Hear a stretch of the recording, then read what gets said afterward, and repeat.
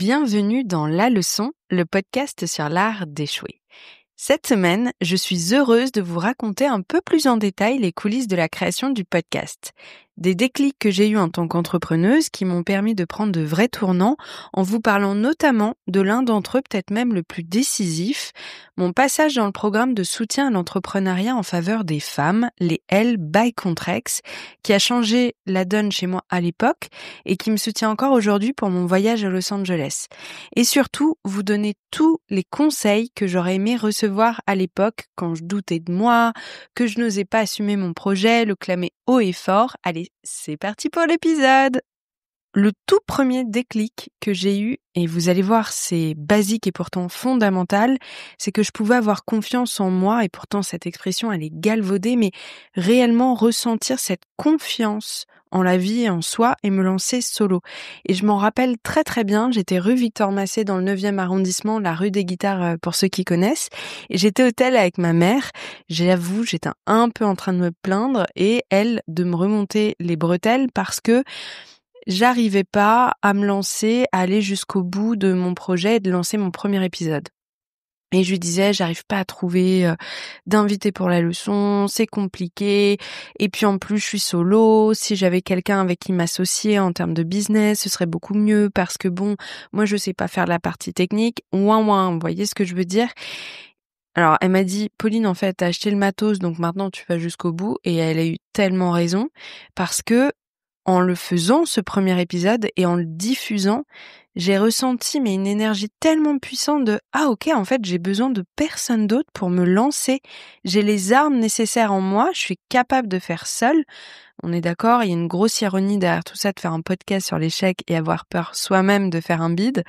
Et vous le savez, je suis jamais celle qui va vous prêcher le truc en mode « Moi je sais, vous savez pas, je suis dans le même bateau que vous. » Mais en tout cas, chez moi, il y avait vraiment ce truc de se cacher presque derrière le groupe pour entreprendre. Alors que pourtant, j'ai des vraies idées, je suis quelqu'un de créatif, de courageuse. Voilà, je peux me lancer, je peux avoir profondément confiance en moi et confiance aussi que je vais pouvoir avoir les armes nécessaires et les réflexes nécessaires en cas de coup dur pour surmonter les petites épreuves sur le chemin aussi. Vous voyez ce que je veux dire? Et aussi la confiance en moi de me dire, il va y avoir des petites épreuves sur le chemin, c'est normal, mais j'ai les armes nécessaires en moi, la maturité, l'expérience, peu importe comment est-ce que vous le formulez, mais pour pouvoir, dépasser ces petits obstacles et avancer progressivement à mon rythme. Donc voilà, ce premier déclic, c'est, en fait, je n'ai pas besoin de me cacher derrière une association business pour pouvoir entreprendre. Basique, et pourtant, chez moi, c'était un vrai frein que j'avais. Le deuxième déclic, il a été vraiment ultra important dans mon parcours. Ça a été encore une fois un tournant et je crois que c'est beaucoup ça qui va revenir dans cet épisode. C'est une discussion avec Mathieu Stéphanie que vous connaissez peut-être, je pense même sûrement, qui a le podcast Génération Do It Yourself. Et Mathieu et moi, on a commencé à peu près en même temps et on a eu des discussions vraiment passionnantes à l'époque parce que on était 20 pélos quoi à faire des podcasts et donc on s'échangeait nos bons plans, on apprenait tellement sur le tas qu'on avait besoin de ce truc-là du groupe à l'époque. Et lui, dans mes souvenirs, il avait lancé son podcast un petit peu avant moi, il avait déjà plus d'expérience déjà en termes business, mais surtout dans l'univers du podcast. Et on enregistre un épisode ensemble parce que il a un passé de sportif et puis qui m'avait parlé de sa vision de l'échec qui était super intéressante.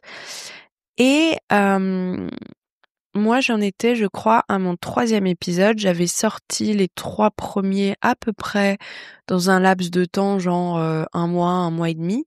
Et puis, énorme gap de 3 mois.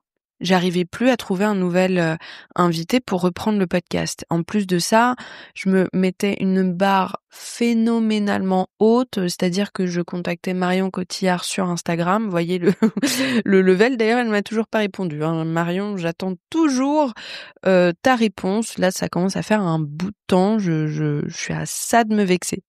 Bref, tout ça pour dire que j'en parle à Mathieu, je suis là, oui, je veux que des invités ultra prestigieux, je m'étais mis une pression en mode je veux que des grosses restas et tout.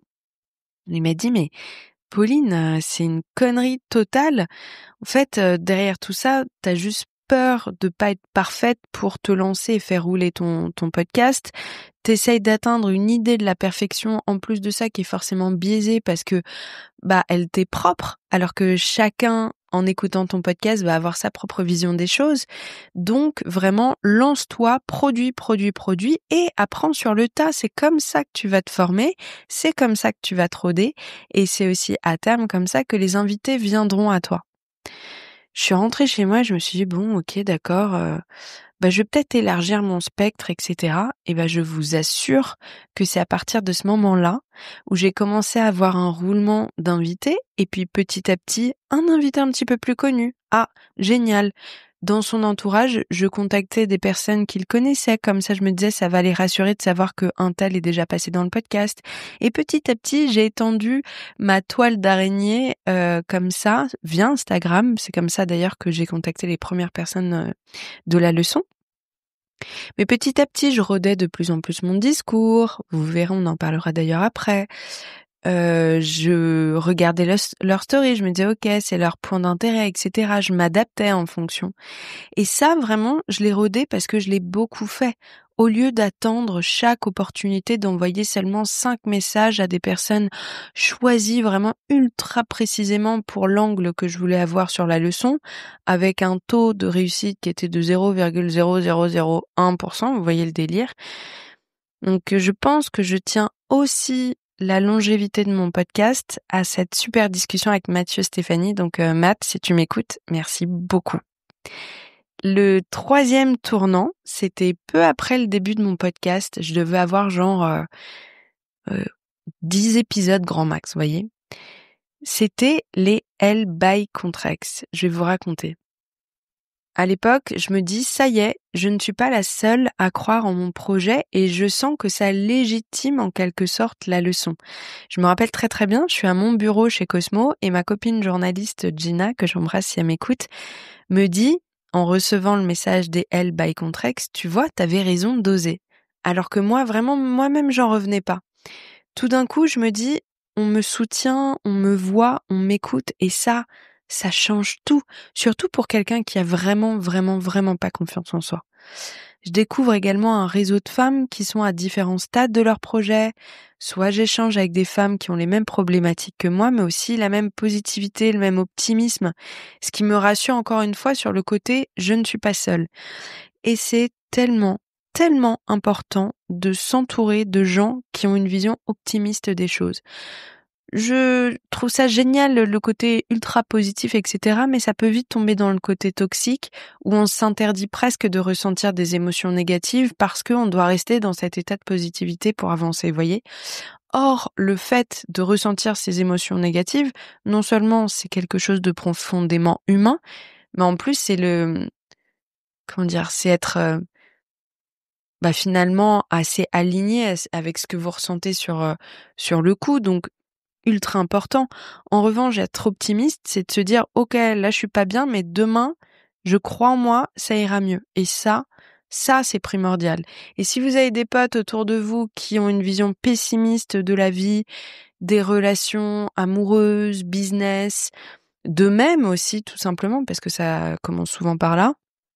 Franchement, je vous assure que dès que vous parlez d'une idée, d'un projet, de quelque chose qui vous enthousiasme et qui vous fait rayonner, bam, ça vous donne un sort de petit coup de bambou derrière la tête et ça vous ramène à un état assez négatif. Donc, essayez de faire un petit check-up des gens autour de vous et de vous dire, OK, là, j'ai peut-être besoin de changer un peu mon entourage. Alors, petit disclaimer, il y a aussi des moments dans une vie où on est pessimiste parce qu'on est triste par une situation. C'est pas pour ça qu'il faut abandonner ses potes, vous voyez ce que je veux dire? Sinon, on garde que des amitiés d'1 an ou 2, et puis dès que la personne nous déçoit un peu parce qu'elle est un peu bad vibe, on l'élimine de sa vie. Je crois pas du tout à ça non plus, vraiment pas du tout, du tout. Mais, par moment, peut-être mettre ses limites avec des copains qui d'habitude sont pas comme ça, parce ils sont de nature optimiste, qui traverse une passe difficile en étant vraiment présent pour eux, mais aussi en préservant un petit peu son intériorité quand on sent que ça nous pompe trop l'énergie. Vous voyez ce que je veux dire? Donc ce programme, les L by Contrex, je vais vous raconter comment j'ai postulé, ce qui s'est passé, ce que ça m'a apporté surtout. Ça m'a vraiment permis, de m'entourer de femmes et de quelques hommes qui ont le même optimisme que moi. Il y avait des femmes qui avaient un projet plus avancé, donc j'absorbais leurs conseils. Et puis, je comprenais en même temps petit à petit qu'il était désormais temps de pitcher mon projet en permanence et à tout le monde parce que je les voyais faire. Donc, il y avait ce sorte de mimétisme qui était super bénéfique, surtout lorsque on lance un projet. Donc, j'ai commencé à pitcher à tout le monde mon projet pour me rôder, mais aussi parce qu'on ne sait jamais, une opportunité peut se trouver n'importe où, même chez le coiffeur. Je vous jure que c'est vrai. Et puis enfin, parce que en parlant à tout mon entourage de mon pitch, donc de la leçon qui venait tout juste de commencer et qui n'était absolument pas connue, concrètement dans mon esprit et puis dans l'esprit collectif, ça permettait de le faire vivre, exister, vous voyez. Un autre exemple, celui d'une copine du podcast qui est devenue autrice à succès depuis, Claire Janot, si elle passe par là, je l'embrasse, c'est d'arrêter de dire mon petit projet. Par pitié, ne faites pas ce que j'ai fait, enlevez le terme petit. Parce qu'on est là, à un moment donné, pour prendre de la place, pour accepter d'occuper l'espace et arrêter de s'excuser. Vraiment. On enlève le terme petit. On prend de la place, on accepte d'occuper l'espace et on arrête de s'excuser. Vraiment. Moi, j'arrivais quelque part et je disais « Oh, mais toi, ton projet est formidable. Non, moi, j'ai un petit podcast. » Et en plus, c'était un mélange un peu, je pense, de fausse humilité, C'était pas hyper sincère non plus, quoi. Je sais pas, je me dévalorisais presque un peu par politesse. Et il y a un moment, j'ai commencé à me dire, mais fuck, en fait, genre, sois fier de toi, alors sans avoir un boulard et tout, mais assume, autorise-toi surtout à prendre l'espace que tu devrais prendre. Voilà. Donc, je parle de mon projet, je ne parle pas de mon projet sur le côté, mon petit projet, mon hobby. Voyez ce que je veux dire? On reformule des termes et là, pour le coup, des termes positifs. Et là-dessus, vraiment, je suis 100% d'accord. La pensée positive commence par du langage positif. D'ailleurs, c'est vraiment scientifique. Parisatis, dans l'épisode précédent, vous l'a raconté. Un autre conseil, pour moi, c'est de ne pas oublier de rester quelqu'un en dehors de votre projet. C'est normal, pendant un moment de vivre, de manger, de dormir pour son projet entrepreneurial, c'est même assez grisant. Mais pour moi, c'est aussi en vivant d'autres expériences, en s'autorisant des breaks, que vous allez continuer à développer la créativité qui est vraiment nécessaire à votre projet et surtout à recharger vos batteries parce que c'est un marathon, c'est pas une course de vitesse. Et moi, quand je regarde les stories de l'année 2018, vraiment, je pense que les 3/4 des stories, je suis sous un plaid chez WAM dans mon appartement à contacter des invités pour la leçon, à monter les épisodes parce qu'au départ, comme j'ai appris avec un tuto en PDF que j'avais chopé sur le net,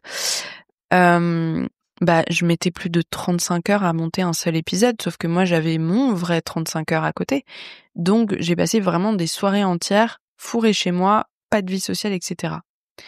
Et ça, je pense que c'est très bien. Pendant un temps, moi je me suis prouvé que je pouvais vraiment bosser dur.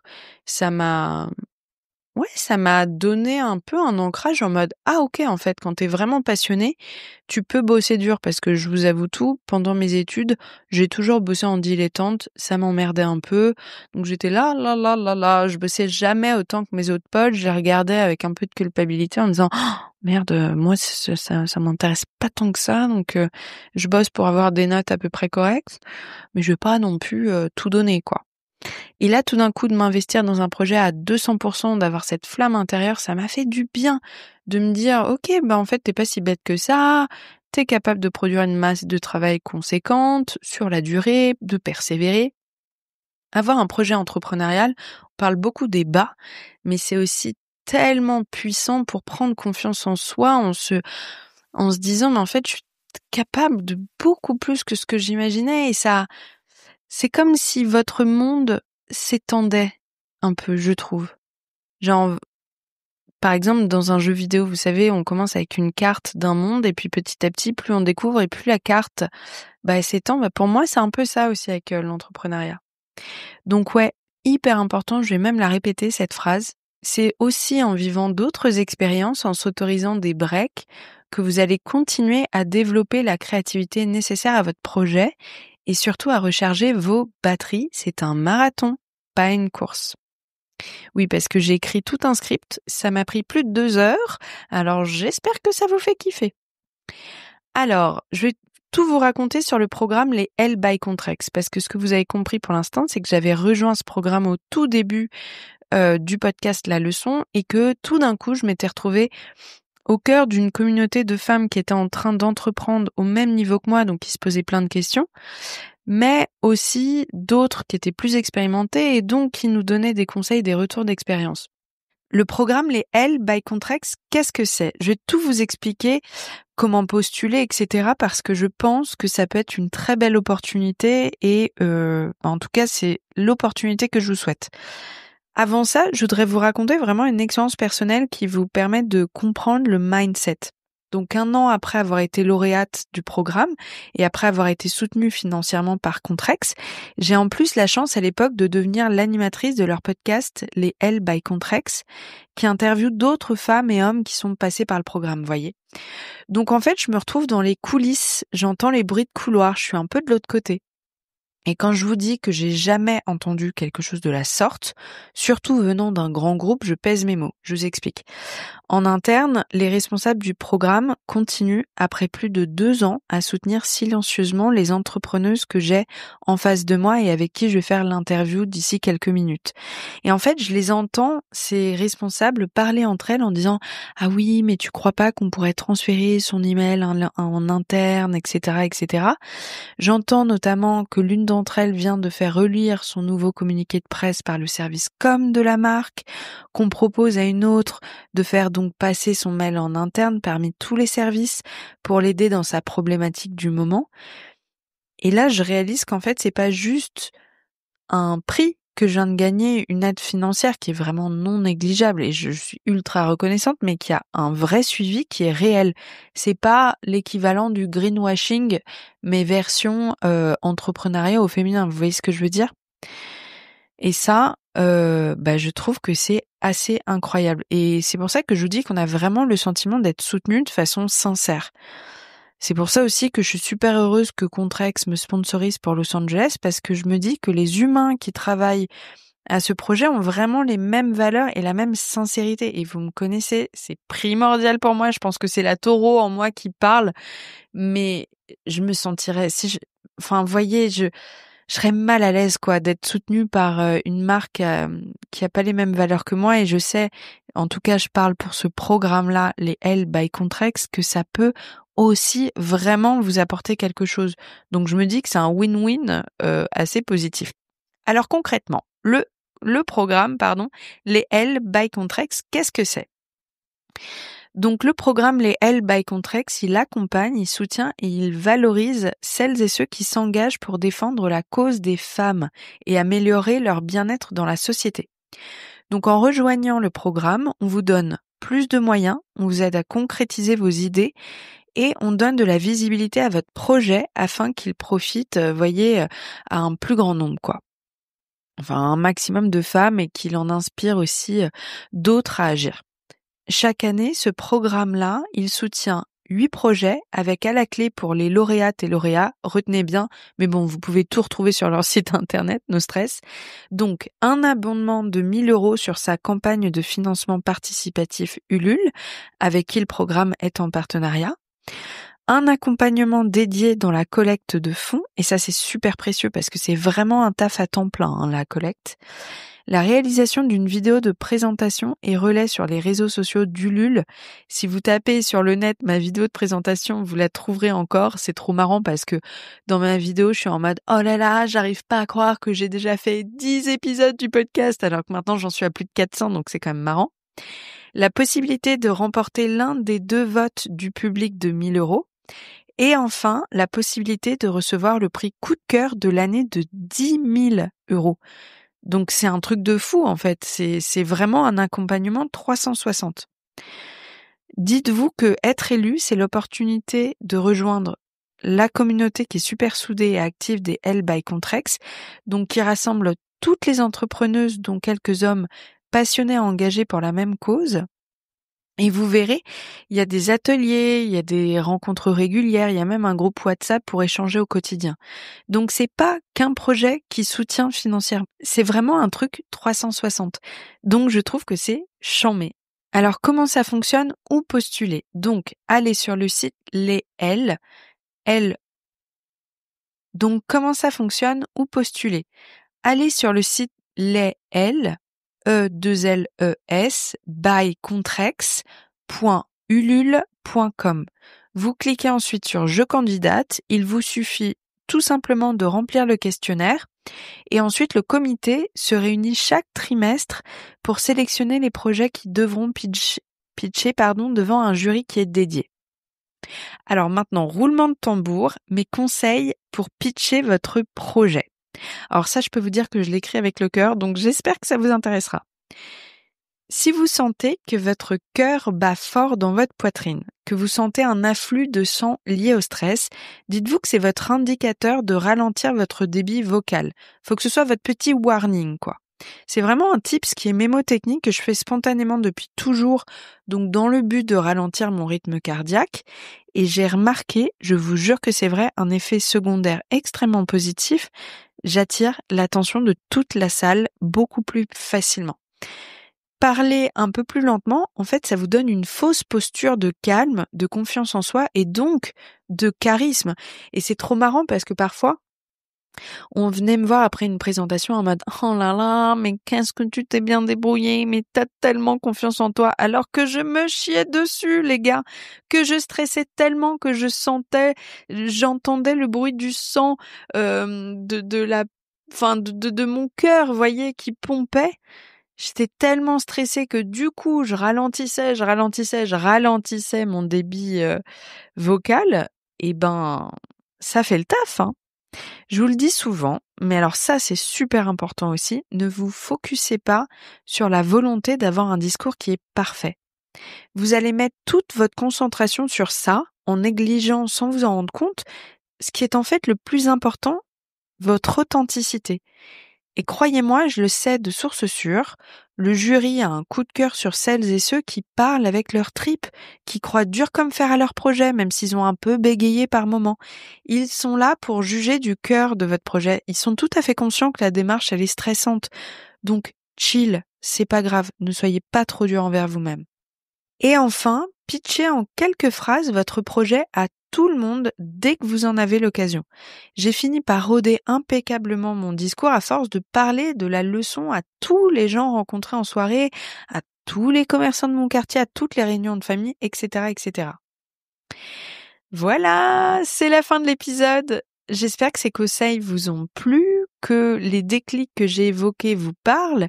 N'hésitez pas à le partager à votre entourage qui pourrait peut-être être intéressé pour candidater au programme Les L by Contrex. Quant à moi, je vous laisse. Je file avec ma Jeep à Melrose Place. J'arrive pas à croire que je prononce cette phrase pour de vrai. Je vous fais des bisous. J'espère que cet épisode vous a plu. Pour suivre les coulisses du podcast, n'hésitez pas à me follower sur Instagram @Paulette_Grisoni, sur Twitter podcast LL en majuscule ou sur Facebook La Leçon Podcast. On se dit à très vite pour un nouvel épisode.